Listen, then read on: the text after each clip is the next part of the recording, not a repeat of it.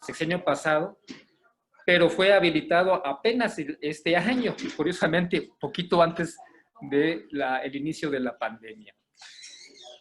Bueno, lo que observo en estas comunidades, en estos municipios, es que hay una desarticulación de las acciones de promoción, educación, prevención y atención en el primer nivel. Por supuesto, hay un desabasto de medicamentos y otros insumos, o sea, las clínicas no cuentan con estos insumos fundamentales. El personal de salud es irregular, o sea, no tienen hasta marzo de este año, muchas enfermeras y promotores de salud o enfermeros no tenían una plaza fija en las clínicas ni en las casas de salud de este municipio, en Sabanilla principalmente. Por lo tanto, el personal es irregular y está mal distribuido, puesto que gente que habla celta están en comunidades choles y a su vez gente que habla chol están en comunidades celtales o tzotziles o mestizas. Entonces, lo que se observa es que hay en las comunidades rurales, en las casas de salud, hay obras inconclusas, como podemos ver, esta casa de salud en una comunidad rural en la cual yo trabajo. Bueno, entonces el primer nivel de atención pues muestra debilidades estructurales históricas, no son de ahorita, es un acumulado de años de abandono por parte de las instituciones de salud en las comunidades indígenas. Sin embargo, a nivel local o comunidad se expresan los determinantes sociales, es donde debería de tenerse un plan de acción inmediato para poder solventar estas debilidades estructurales históricas.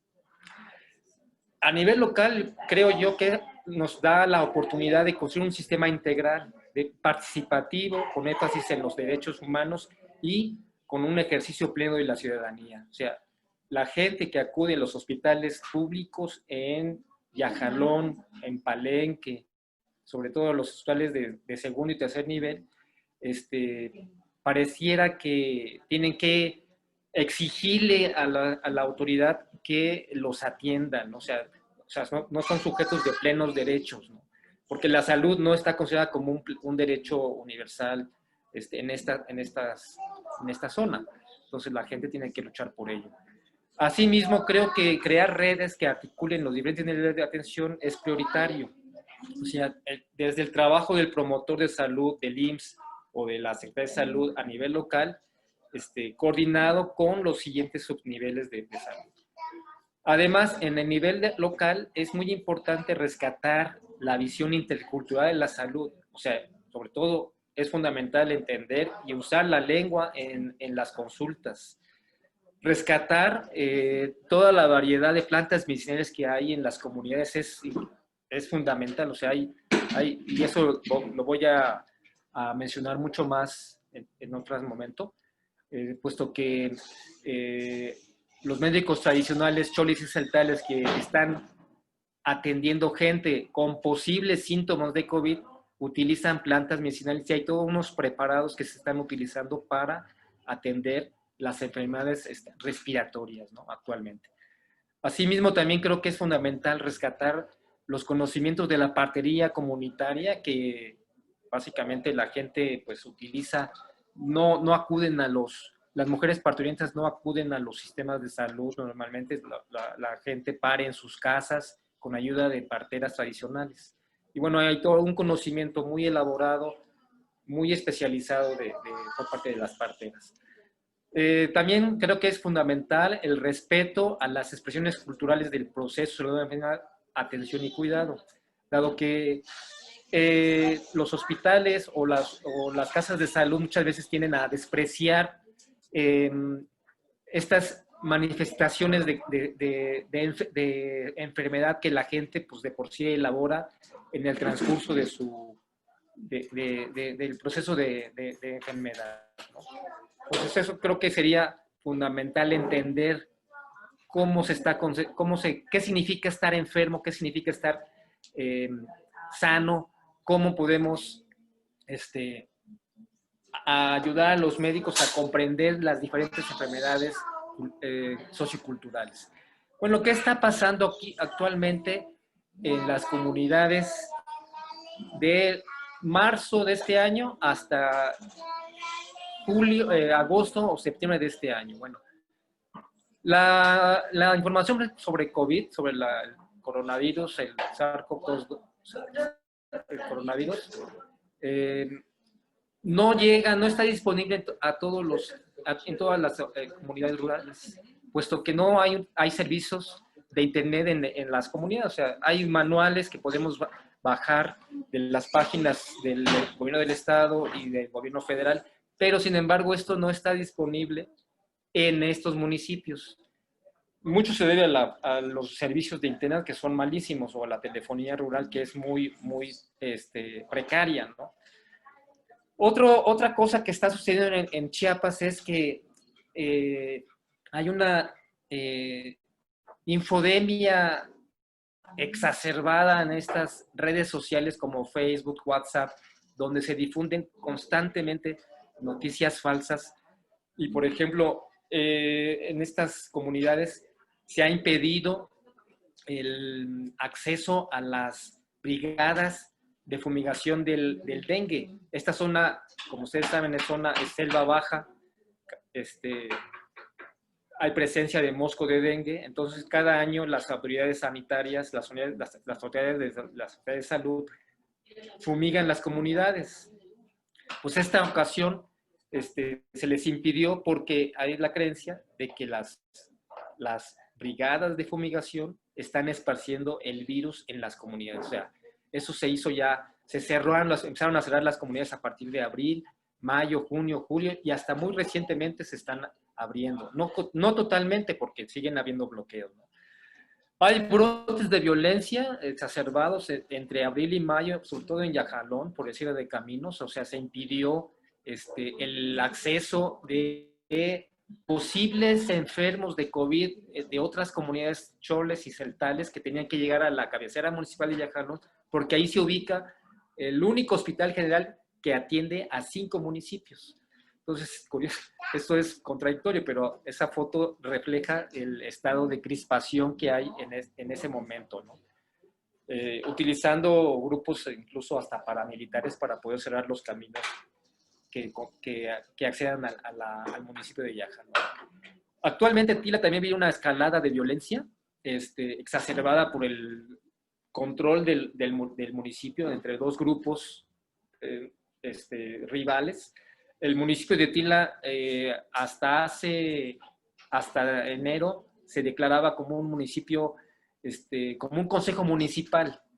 Es decir, ya desde hace más de 4 años se sacaron a todos los partidos políticos y un grupo de ejidatarios tomó el control del ayuntamiento, ¿no? Y bueno, hay brotes de violencia en este momento, ¿no? Hace 3 semanas, pues se enfrentaron y hubo muertos, hubo 3 muertos por parte del grupo rival. Entonces, bueno, Sabanilla, el municipio al cual yo estoy trabajando, sigue manteniendo los bloqueos carreteros y los accesos a diferentes comunidades para supuestamente controlar el tránsito, el contagio del COVID en las comunidades. Entonces los bloqueos continúan. ¿Esto qué refleja? Pues refleja que existe una desconfianza total hacia las instituciones de salud por parte de la gente. La gente dice, por teléfono lo han repetido en varias ocasiones, varios diferentes informantes o colaboradores, dicen, no vamos, cuando estamos enfermos no vamos al hospital, porque en el hospital allí matan o enferman a la gente. Entonces, realmente los casos reportados hasta actualmente en esta zona son 228 fallecidos y casos confirmados son 773. Sin embargo, mucha gente en las comunidades en las cuales yo tengo contacto me han dicho que hay muchos más fallecidos que no están siendo reportados a las autoridades sanitarias o municipales. La gente dice, no, pues se murió de calentura, o se murió de tos, pero no saben exactamente qué enfermedad, ¿no? O sea, esos son los casos extremos que yo he registrado. ¿Qué pasa en esta zona? Bueno, en esta zona, al igual estos municipios, 9 municipios de esta región, al interior de los municipios hay 20 municipios autónomos zapatistas con sus respectivas bases de apoyo. Y en estos 20 municipios también cuentan con un sistema de salud local, donde es una casa de salud con servicios fundamentales, ¿no? O sea, es consulta externa y servicios de odontología rural, que como ustedes pueden apreciar en la foto. Recientemente se ha creado un nuevo caracol en la comunidad de Joljá, en Tila, muy entre Sabanilla y Tila. Y bueno, los sistemas de salud autónomos zapatistas pues ofrecen servicios a toda la población abierta, no es solamente para las bases de apoyo, sino que están recibiendo toda la gente que acude a ellos. Ellos me han informado que actualmente no hay enfermos graves de COVID, o sea, es decir, que sí se presentan hay mayor gente enferma de enfermedades respiratorias, pero no hay decesos en sus bases de apoyo, por lo menos en Sabanilla y en Tila. No lo sé para otras comunidades de Palenque o de otros municipios de otras comunidades. Lo interesante de aquí, como les decía, de recuperar la herbolaria local es precisamente que ellos, aparte de que dan medicamentos de la medicina moderna, ahí lo pueden ustedes ver en la foto de la izquierda hacia abajo, también utilizan plantas medicinales. Bueno, están haciendo actualmente un preparado para pacientes con tos, con probables síntomas de COVID, utilizando mumu y utilizando copal.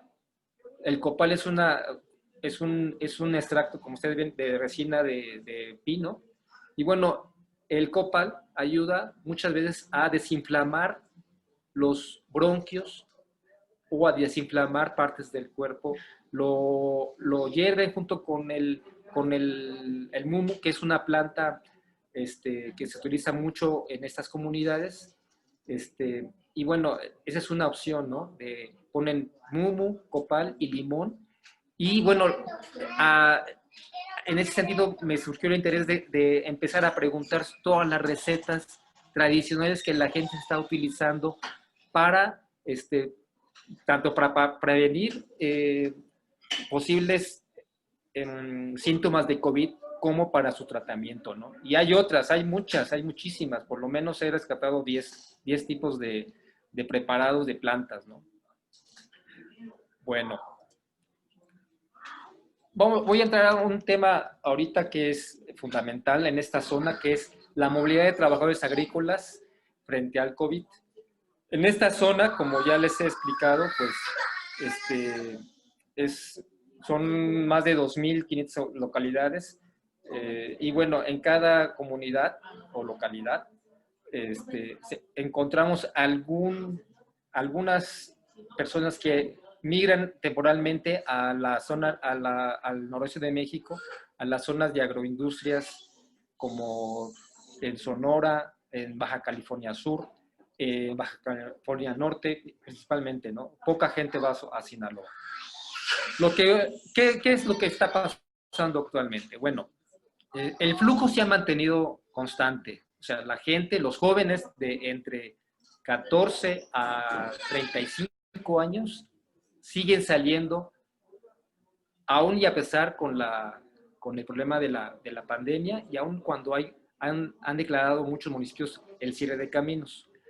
Lo que observo en el primer trimestre de este año, que es enero-marzo, comparativamente, comparando el flujo de lo que reporta la encuesta nacional de ocupación y empleo del 2019 y el primer trimestre del 2020, es que ha habido un incremento exponencial de jóvenes que han salido, como ustedes pueden ver en la gráfica, entre 15 a 49 años. Si lo comparamos con el 2019, sí que el flujo era un poco menor. Pero lo que me llama mucho la atención de estos datos que reporta el INEGI hasta marzo del 2020, no tenemos información más reciente, ¿no? Incluso no tenemos información, tengo una información de que a los encuestadores del INEGI que empezaron a encuestar a partir de mayo, abril en esa zona, se les impidió el paso. Entonces, los datos del censo del 2020, del censo de 2020, van a carecer pues de información para esta zona. Quizá van a hacer una extrapolación del censo del 2015 hasta comparativamente con otras regiones del estado. Pero lo que llama la atención para este trimestre es que las mujeres han aumentado en el volumen de migración. O sea, en el 2019 la presencia femenina de migrantes femeninos era bastante reducida. En este momento lo que se ve es que han aumentado exponencialmente, como es la gráfica, como es la línea negra que ustedes pueden observar en la gráfica, ¿no? Y bueno, el grueso del volumen de jornaleros agrícolas que reporta la Encuesta Nacional de Ocupación y Empleo se ubica entre los 15 a los 49 años, 45 años precisamente. Bueno, a estos jóvenes que migran de Cholis y Saltales, pues van a laborar a las agroindustrias del norte de México, principalmente a empresas hortícolas y frutícolas. Obviamente ellos me reportan que en los campos agrícolas no hay filtros sanitarios, no hay medidas de sana distancia, es imposible. El acceso a los servicios sanitarios es muy restringido porque muchos de ellos no cuentan con acceso a los servicios de salud en Sonora o en Baja California Sur. En dado caso, cuando alguien enferma, el contratista reporta a la empresa y si la persona está enferma en el campo agrícola o en el invernadero, pues es trasladado inmediatamente a un hospital de la región donde ellos se encuentren. Entonces, bueno, las poblaciones jornaleras son, francamente, poblaciones que se vulnerabilizan. No tienen, sin acceso a los servicios de salud locales, tanto en sus comunidades de origen como en los lugares de trabajo a donde migran. Como, además de no contar con salarios justos, que les permitan tener una mejoría en su calidad de vida en las comunidades de retorno. Los jornaleros agrícolas están sujetos a una red de intermediarios laborales muy compleja en la zona. Es decir, los intermediarios laborales son los que definen hasta cierto punto el mercado laboral que está presente en Chiapas y en Sonora. O sea, ellos son el puente, ellos son esta bisagra que permite la entrada y salida de jóvenes jornaleros hacia el noroeste de México. Sin embargo, lo que se ha podido constatar es que las asambleas comunitarias, sobre todo en las asambleas donde se cuentan con presencia de bases de apoyo zapatista, se les exige a los intermediarios laborales cuidar a los jóvenes y regresarlos a sus comunidades con buena salud. Ellos dicen, no, pues tú te los llevas, tú los tienes que regresar a su lugar de origen con estas condiciones, ¿no? Bueno, los intermediarios laborales realmente son los que difunden la contratación de estas empresas en las comunidades que ya les he mostrado. Y bueno, llevan camiones repletos de jóvenes, camiones de 45 plazas, a estos lugares de 3 a 4 meses, y en el transcurso de su comunidad de origen al campo agrícola, pues no tienen ningún tipo de protección, van en camiones en malísimo estado, muchas veces los camiones se descomponen a medio camino, entonces no hacen 4 días, sino a veces en 5 días de camino, no tienen posibilidades de una ayuda alimenticia durante el tiempo. Muchos jóvenes lo que hacen es que, bueno, pues se alimentan básicamente de tostada, frutas que llevas de su comunidad, frijol y pozol es lo que consumen durante el viaje, ¿no? Imagínense. Los jornaleros agrícolas, como ustedes pueden apreciar, pues básicamente son jóvenes, ¿no? De entre 14 a 35 años, aunque haya hombres de 50. Y el viaje, así como toda la logística de traslado en el campo agrícola está supervisado a los intermedios laborales. Disculpen si hay interrupciones de sonido, estoy en un café aquí en internet porque no tengo internet en mi casa, entonces, bueno, pido disculpas por el ruido que hay de fondo. Bueno, las empresas solo pagan atención médica, ya lo he mencionado, cuando un intermediario informa que el jornalero sufrió algún accidente en el campo.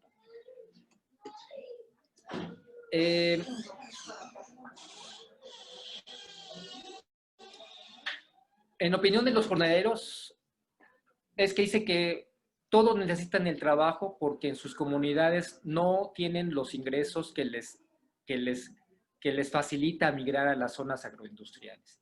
Es decir, estamos hablando de que en la zona norte, en una zona de montaña, básicamente hay tres tipos de sistemas tres sistemas de producción básicamente. La milpa, que es la que básicamente está dedicada al autoconsumo. El café, que es para vender en los mercados regionales de café.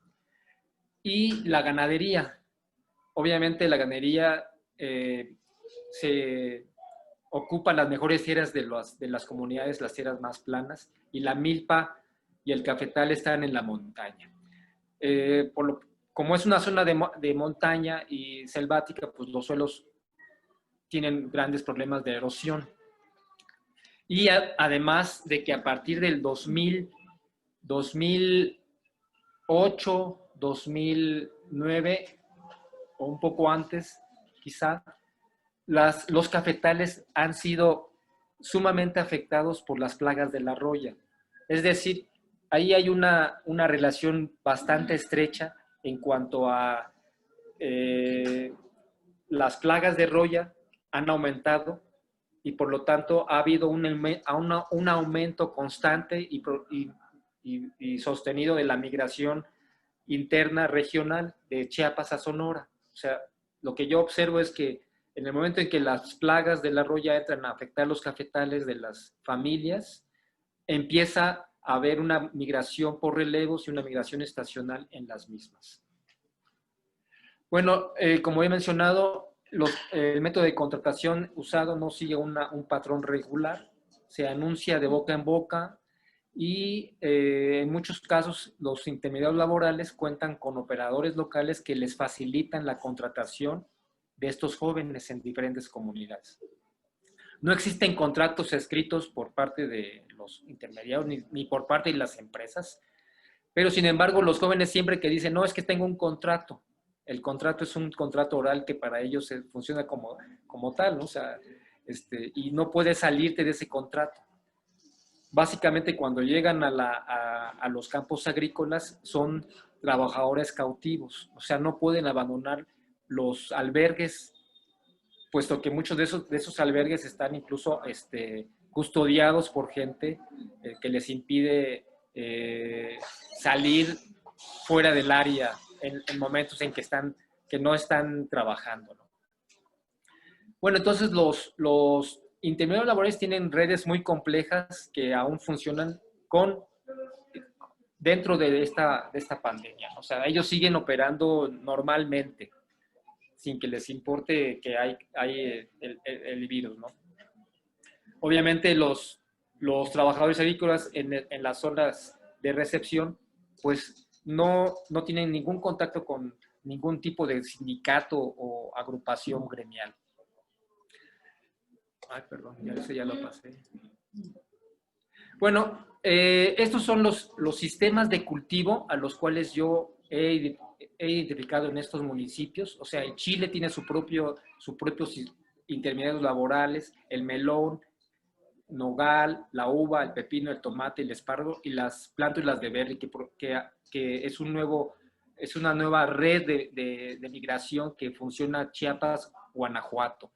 Y bueno, ahí están las temporadas de donde los jóvenes salen durante el año, ¿no? Obviamente, cada uno de estos sistemas de cultivo tiene sus propias lógicas empresariales y sus propias lógicas de contratación. Se han identificado por lo menos 40 empresas agroindustriales que hay. O sea, aunque ellos, los intermediarios laborales dicen, hay muchas más, ¿no? Obviamente las remesas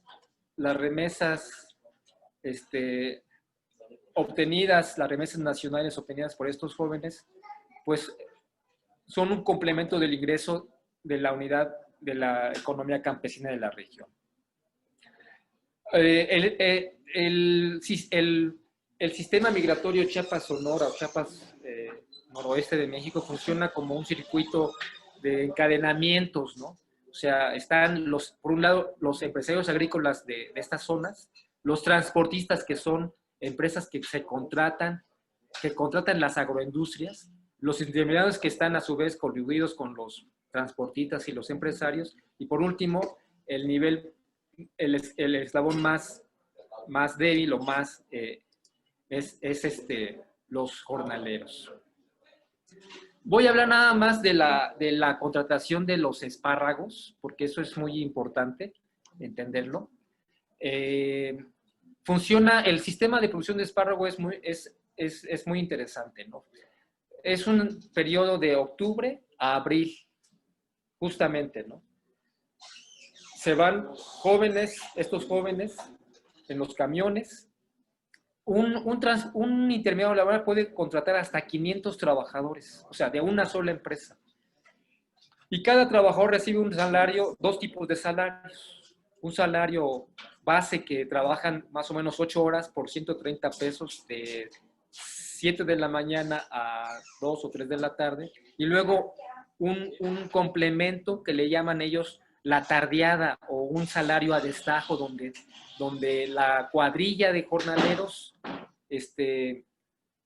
dependiendo su resistencia y su resistencia física, pueden laborar hasta 5 o 6 horas más para completar un salario que va hasta llegar hasta 180 pesos. O sea, en general reciben más o menos, cuando es una buena temporada de cosecha, pueden recibir hasta 400 pesos al día un jornalero. O sea, trabajando más de 12 horas, 2 turnos. Bueno, ese es el contexto en el que yo estoy trabajando y lo que me interesa saber cuáles son ahorita los efectos de la pandemia en la población jornalera. Y lo que yo observo es que, bueno, el COVID seguramente se va a seguir expandiendo en las comunidades rurales sin control, puesto que mucha gente que regresa de Sonora, de Baja California Sur, de Sinaloa, pues van directamente a sus comunidades. Durante el trayecto pueden contraer este virus, puesto que hacen paradas en diferentes lugares, en poblaciones rurales, urbanas, como Guadalajara, como Tepic, como no sé qué. Entonces, bueno, bajan, comen, entran a los baños públicos, a las gasolineras, y bueno, pues ahí es un riesgo para ellos. Entonces, bueno, los efectos del virus no se puede ahorita actualmente prever qué tan fuerte es en cada comunidad. O sea, tenemos indicios de que sí hay presencia del virus, como lo que les he mencionado, sobre todo de los promotores de salud zapatistas, lo que están haciendo ellos con estos preparados de plantas medicinales. Pero dicen ellos, bueno, hasta ahorita está contenido, en nuestras comunidades está contenido. Entonces, en lo que yo veo es en los próximos meses tendremos mayor certeza de los efectos de la pandemia, que es entre diciembre y enero de este año, ¿no? El próximo año. Obviamente el retorno de migrantes entre diciembre y enero, pues todos van a regresar a sus comunidades y volver a salir a finales de enero y febrero otra vez a estos agroindustrias. Entonces, bueno, lo que se observa también es que los flujos no van a minorar, sino por el contrario, son flujos que van a estar en franco incremento durante los próximos meses, dado que hay una demanda de fuerza de trabajo en estas zonas. Es decir, México está exportando actualmente más hortalizas, más frutas como la uva, como la sandía, como el melón, a los mercados del norte, ¿no? Y lo que se observa es que pues, las políticas públicas están totalmente desfasadas de las poblaciones locales. Eso es lo que quería compartirles y bueno, pues quizá pasamos a la ronda de preguntas. Muchas gracias. Muchas gracias, Oscar. Si ya hay algunas preguntas y comentarios, por ejemplo, Blanca Díaz te pregunta sobre las mujeres que emigran, que siguen siendo las mismas rutas que los varones, son también jornaleras agrícolas. Y si quieres otra pregunta para que podamos ir avanzando en estos minutos de preguntas, dice también sobre las mujeres, María de los Ángeles López pregunta si se podría entenderse, como se decía a principios de la década de los 70, como una estrategia de división de labores dentro de la unidad familiar.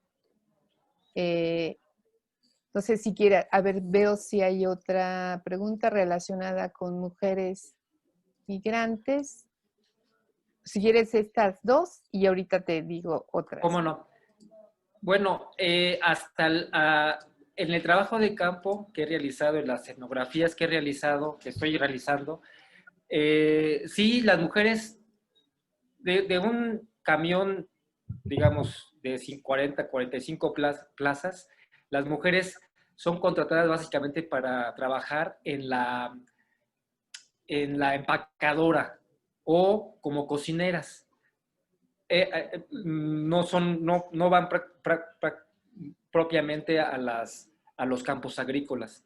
Están laborando en la empacadora o están laborando en el albergue como cocineras, porque una de los conflictos fuertes en los albergues es que los albergues no dan de comer una comida que les gusta a los jornaleros agrícolas. O sea, es que nos dan siempre con mucha grasa. Ese es otro tema de discusión, pero bueno, siempre hay conflictos en la comida, por la comida en los albergues. Y entonces lo que hace ahora los intermediarios laborales hábilmente es contratar a mujeres que sean las cocineras. Y bueno, de por sí contrata mujeres para elaborar en la empacadora. O sea, ellos cosechan, los hombres cosechan en el campo agrícola y la cosecha se lleva a la empacadora a un proceso de limpia y de embalaje y de ahí para el mercado, ¿no? Pero ahorita ha habido un cambio en cuanto a la organización de los contingentes laborales, porque ya me dice principalmente un contratista, ¿no? Dice, no, pues ahora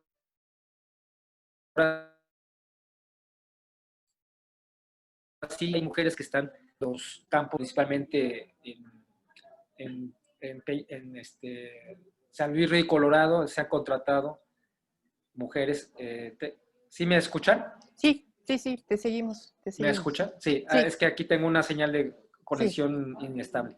Entonces, bueno, digamos que este año lo que la pandemia trajo es precisamente el aumento del trabajo jornalero y la mayor cantidad de mujeres contratadas por las agroempresas. Esto es nuevo, no sucedía hace años o el año pasado. Esto es muy reciente, entonces vamos a ver qué es lo que está pasando. O sea, reporto lo que dos intermediarios laborales me han comentado. Dice, pues sí, esta vez vinieron muchas más mujeres que otros años, ¿no? Entonces, ¿cuáles van a ser los efectos? Pues no, todavía no lo sabemos, ¿no? Lo cierto es de que hay un aumento del trabajo femenino en los campos agrícolas. Muy bien. Mira, hay 3 preguntas que me parece que están relacionadas, que van dirigidas hacia una temática similar y que dicen, Claudia Ayala pregunta que si existe algún medio por el cual se transmita o compartan entre las comunidades los remedios naturales que ayudan al sistema inmunológico. Otra pregunta son sobre las clínicas autónomas y si es un sistema híbrido de medicina tradicional y alópata y cuál es el papel de las y los médicos tradicionales frente al sistema precario de salud. Y también, esta fue una pregunta de Alejandro Luna, de Melissa Reyes, y también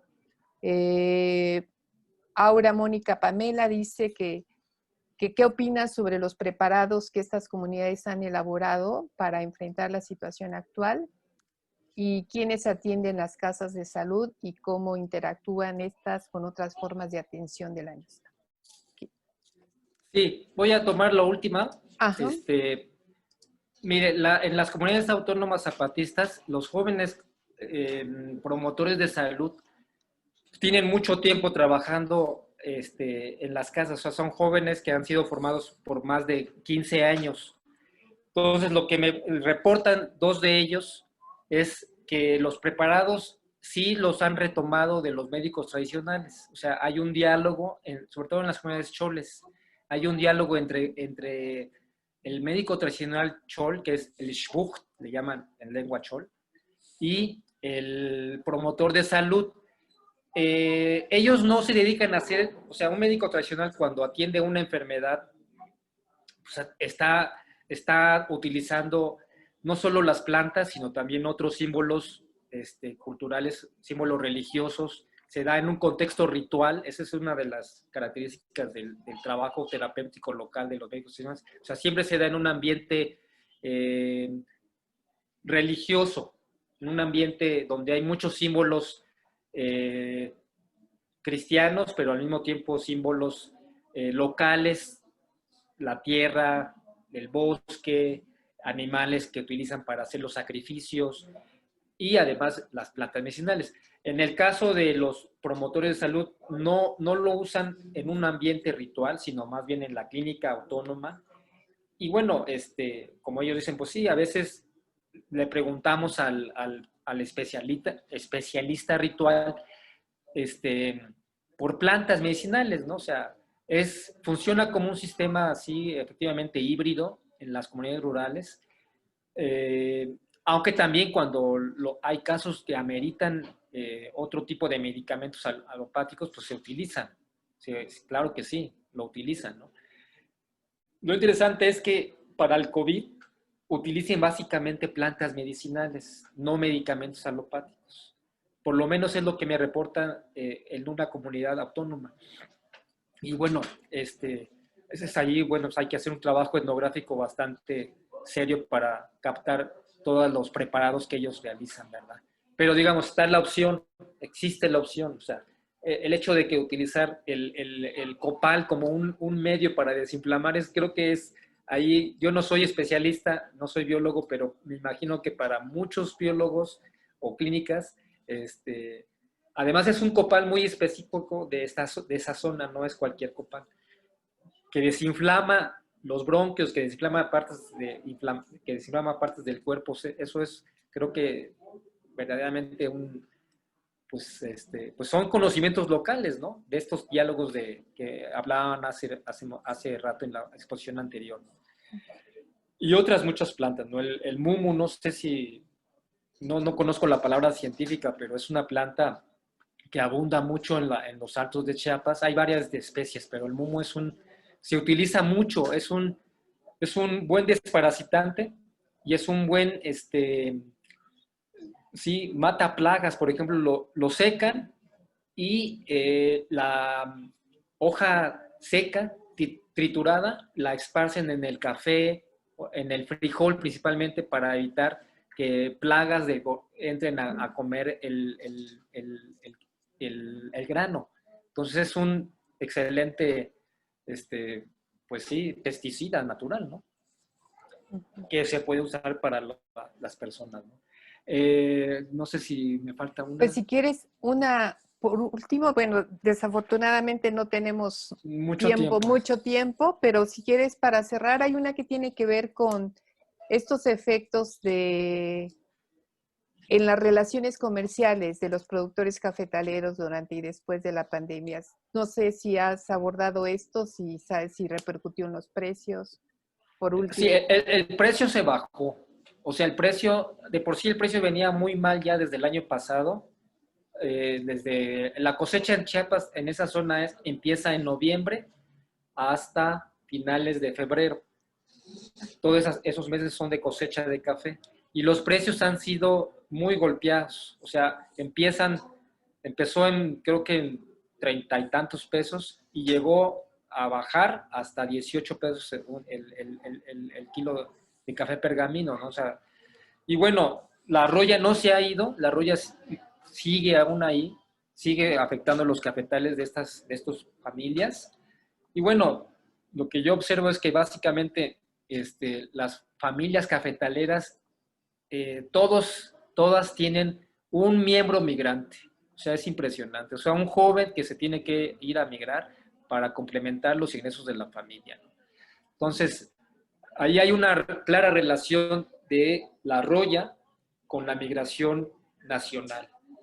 ¿Y qué se está haciendo para la roya? Bueno, pues estos programas de gobierno les están dando algunas plántulas. Sí, funcionan, pero las nuevas plantaciones tardan entre 4 y 5 años en dar café. O sea, eso a largo plazo, pues sí, a mediano plazo puede funcionar, pero el problema es ahorita. El problema es que mucha gente que tiene roya en los cafetales lo que está haciendo es podando una enorme cantidad de árboles plagados, y hay casos extremos donde las familias han tumbado todo el cafetal y han hecho milpa.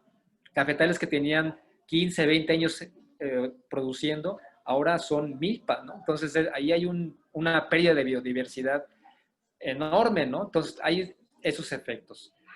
¿Qué están haciendo los jóvenes que están retornando? ¿En qué están invirtiendo el dinero de la remesa nacional? Básicamente en comprar ganado, pies de cría y en producir cerdos. Esa es como que la alcancía de la familia. Dice, bueno, pues el café está muy mal, pues entonces apostémosle a la ganadería de traspatio como a la ganadería en extensión. Y renta de tierras en otras comunidades, ¿no? O sea, no hay suficiente tierra para el ganado, pues van y buscan parcelas donde puedan meter ganado, ¿no? Entonces, esos son los efectos que yo estoy observando. muy bien. No sé si se me pasó alguna pregunta, creo que sí, pero bueno. Pero bueno, En el muchísimas transcurso gracias, Oscar. De contesto. verdad, nos estás ilustrando mucho sobre lo que está sucediendo también en Chiapas, en Al la zona. contrario, muchas gracias. Al contrario. Gracias. Y Y aquí te seguimos. Muy bien. aquí seguimos Gracias. presente. Gracias. Muy bien. Pues seguimos.